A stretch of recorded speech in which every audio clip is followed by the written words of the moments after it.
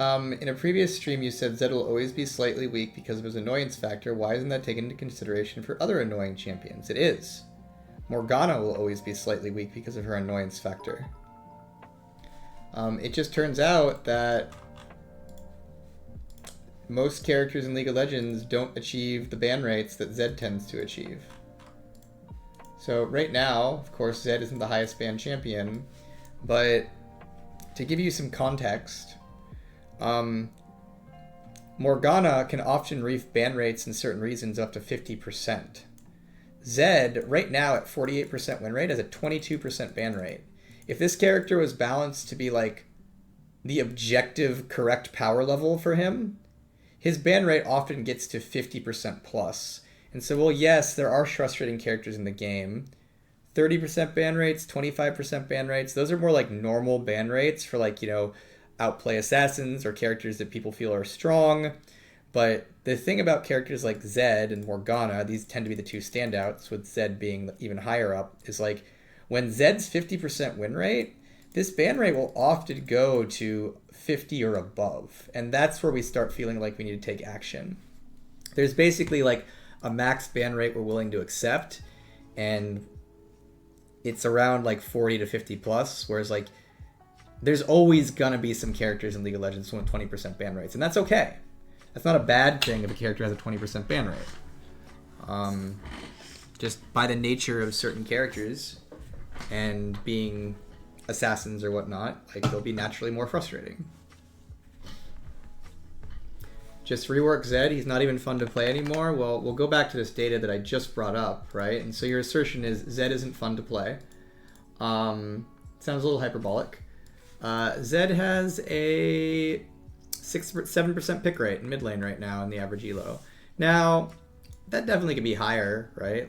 But in terms of pick rates, Zed is like one of our more popular champions and basically has always been, right? So, would Zed be picked more if he was like a 50% win rate? Probably, right? If he was a bit stronger, but it's a dangerous argument to say that we should rework Zed, given how it seems like he has a very large and a large player base who tends to really like him, even if he tends to be a bit weaker on average. And so we generally like Zed. We think he's a cool guy. We think he has a cool kit. What about Talon? Talon isn't nearly as frustrating as Zed to the average League of Legends player. Another thing that happens when I talk about Zed is people are like, what about Talon? What about Rengar? What about Yasuo? What about Yone? All these other characters. It's like, it's not that Talon, Rengar, Yasuo, and Yone are not frustrating champs, but the degree to which they are frustrating to players is generally a lot less than how frustrating Zed can get. So it's just a matter of degrees, really. Isn't 40% grievous wounds on anti-heal items really weak? Most champs built around healing don't even care about anti-heal. I think that's just not true. If you are Soraka, if you are Mundo, if you are Vlad, if someone has grievous wounds against you, that matters. I think, though, what you're saying... Oh, yeah. I think maybe one thing you're running into, which is I understand you can feel this way, is a lot of times when you buy grievous wounds, the expectation is kind of oh, I bought this and therefore Soraka is useless. Therefore Soraka, Mundo is useless. I think that's sometimes a player expectation is if I get this thing, this other character will cease to function. And that's not what's supposed to happen. It's supposed to be a counter to some of their power and allow you to be more on an even footing with them. Similar to how if you build Armor Pen, it does not mean the armor of the enemy tank is useless. If you buy Armor Pen against Rammus and he continues to stack armor, as a physical damage champion, you're still going to have a hard time killing Rammus, right? But if you don't buy that armor, it's going to be even harder, right? And so part of that counter that's going on is just the fact that you're able to stand at a more even footing against them. So I would not necessarily agree that Kayn doesn't care about grievous wounds, or Soraka or Mundo don't care about grievous wounds. I think they do. I think those items are effective against them, which is what they're intended to be. They're intended to be hey, did you see a Soraka in your game? You have some options to deal with that. But if they were really strong, if they were really, really, really strong, and it was like, hey, you saw Soraka in your game, you bought Grievous Wounds, and her healing ceased to function. The end result of that is we would buff Soraka's healing until it was no longer true. And the reason for that is you're like, isn't that completely counterintuitive? Like, why would you do that? The reason for that is we want Soraka to be good at healing. Like, that's her power, is being a healer. And so if we have like a system that says healing in League of Legends does not function, that would be a problem, because then healing couldn't be a fantasy in League of Legends. So we would either have to make the choice of A, healing is not a fantasy in League of Legends, or we would need to buff healing, which is what ended up happening when Grievous Wounds was buffed to 60%, is a number of healers ended up needing to be buffed because of that. Because their healing didn't feel like it functioned anymore.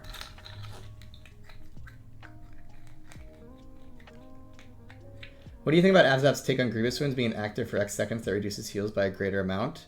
I think the problem with that is it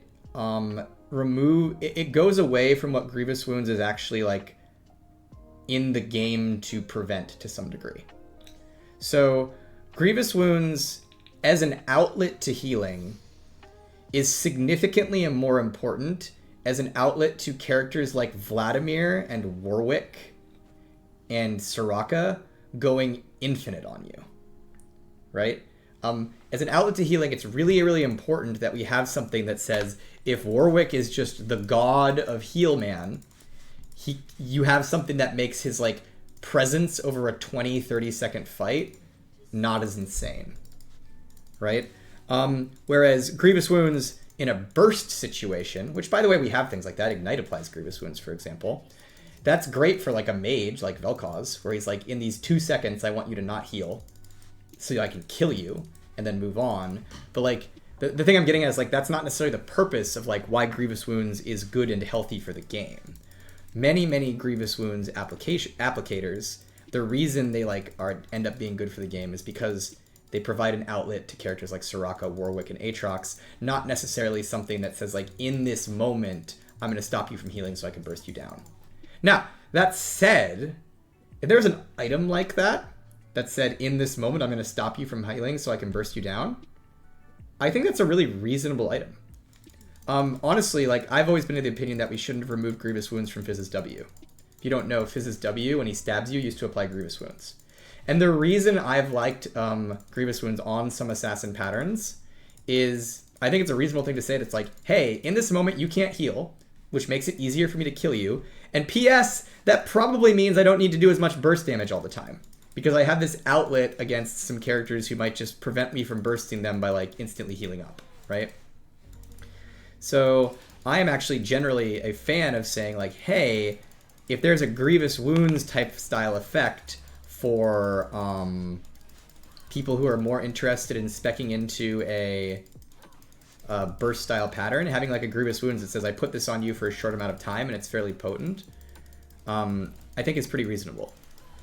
Now, that said, there's another thing I'll note though, in that there's a limit to how much you could do. So like, what I mean by that is like, it would probably be fairly bad for the game in the long term.